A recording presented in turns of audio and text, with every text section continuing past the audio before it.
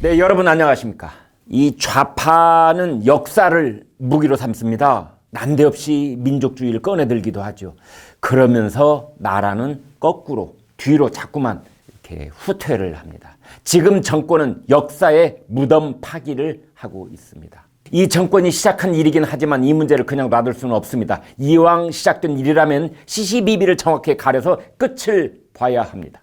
손혜원 의원의 아버지 손용우 씨가 간첩인지 아니면 독립유공자인지 지금부터 따져보기로 하겠습니다. 과거 정부에서 손용우 씨는 6차례나 보훈심사에서 탈락됐습니다. 왜 그랬을까요? 해방 이후 공산당 활동을 했던 이력이 있기 때문이지요. 그런데 문재인 정권 들어와서 보훈처가 심사 기준을 바꿨습니다. 광복 후 행적 불분명자, 이 사람들도 포상을 할 수 있게 했죠. 여기에는 사회주의 활동 경력자도 포함이 됐습니다. 이것으로 모자랐던지 작년 2월에 피우진 보훈처장이 중국장을 데리고 직접 손혜원 의원을 사무실로 찾아갑니다. 그곳에서 피우진 처장은 독립유공 보훈을 다시 신청해보라 이렇게 권유를 합니다.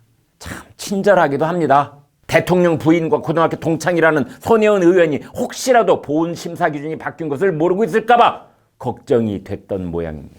어제 국회의 정무위원회에서 야당 의원들이 들고 일어났죠. 김진태 의원은 손혜원 의원 아버지 손용우 씨의 간첩활동 혐의에 대해서 구체적인 근거를 댔습니다. 1986년 치안본부, 1989년 가평경찰서장, 1990년 성북경찰서장, 이 사람들의 명의로 된 자료에 손용우 씨 간첩 혐의가 적혀 있다는 겁니다. 경찰 자료를 보면은 손 의원 부친은 1947년 입북을 했고 1948년 난파가 됐고 그 뒤에 지하 공작을 했으며 6.25 전쟁 당시에는 북한 중앙정치국과 접선해서 활동했다. 뭐 이런 내용이 있다는 거죠. 자, 이에 대해서 피우진 처장은 자료의 신빙성을 믿기 어려웠다고 했습니다. 그러자 야당 쪽에서는 여보세요. 정말로 믿기 어려운 것은 경찰 자료의 신빙성이 아니라 당신 피우진 처장의 판단 능력 아니오. 뭐 이런 비판이 나왔습니다.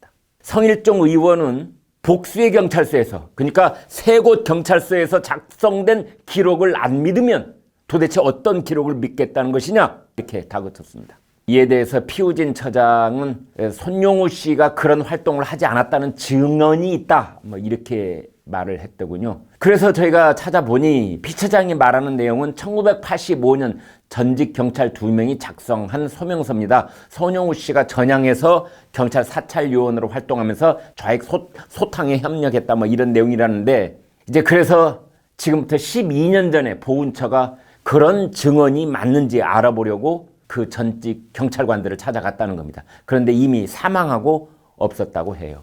지금까지 설명드린 걸 결론을 내면 피우진 보훈처장은 공공기관인 세 곳 경찰서의 공식 기록은 신빙성을 믿기 어렵다. 대신에 확인이 안 되는 전직 경찰관 2명의 얘기는 믿을만하다. 뭐 이렇게 고집을 부린 셈입니다. 이 박성희 이화여대 교수는 나라가 뒤로 간다 칼럼을 썼더군요. 지금 정부가 적폐청산에서 친일 프레임까지 온통 과거에 매달려 나라를 돌보지 못한다고 걱정한 사람이 많다. 이런 지적입니다. 과거 지향성 뭐 그 정도가 아니라 아예 퇴행성을 보이고 있다고 됐습니다. 퇴행성이라는 게 뭡니까? 멀쩡하던 사람이 갑자기 어린아이 짓을 하는 것을 뜻하죠. 아파트를 지어놓고 동굴 속에 들어가서 살자고 하는 짓이나 똑같습니다. 국민의 생각을, 우리 사회의 문화를 거꾸로 자꾸 거꾸로 끌고 가고 있습니다.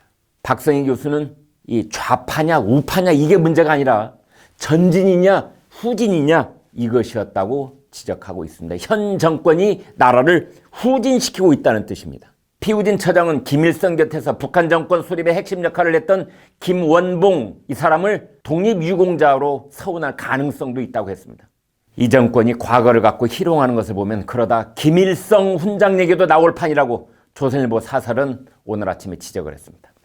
지금 이 집권 세력들은 얼치게 관제민족주의를 등에 업고 일제강점기에 흐릿했던 부분을 다시 끄집어내서 일종의 정치적 바람몰이를 하고 있습니다. 갑자기 친일 교과를 바꾸자고 바람몰이가 시작되더니 애국가까지 바꾸자는 목소리가 커지고 있습니다. 인천의회는 인천 상륙작전에 월미도 폭격 피해를 보상하려고 하고 있죠.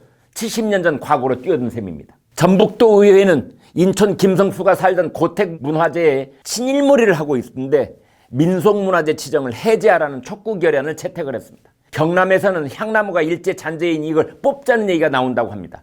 향나무 뽑아내는 김에 그렇다면 지금 전국적으로 무르익기 시작하고 있는 벚꽃놀이 축제는 어떻게 할 것입니까? 사쿠라꽃 아닙니까? 사쿠라. 어떻게 놔두겠습니까? 곳곳에 있는 벚꽃들 다 뽑아내야 하지 않을까요? 그뿐이겠습니까? 전국에 있는 일본식 이자카야 선술집, 일본식 스시집, 목포의 문화재로 지정된 적산가오, 이참에 다 검증하고 재심사해서 문 닫게 해야 하지 않을까요? 3.1절이면 전국에서 방문객들이 구름처럼 몰려오는 서대문 형무소, 그것도 따지고 보면 항일 투사들이 고문당했던 치욕의 장소이니까 없애야 하지 않겠습니까?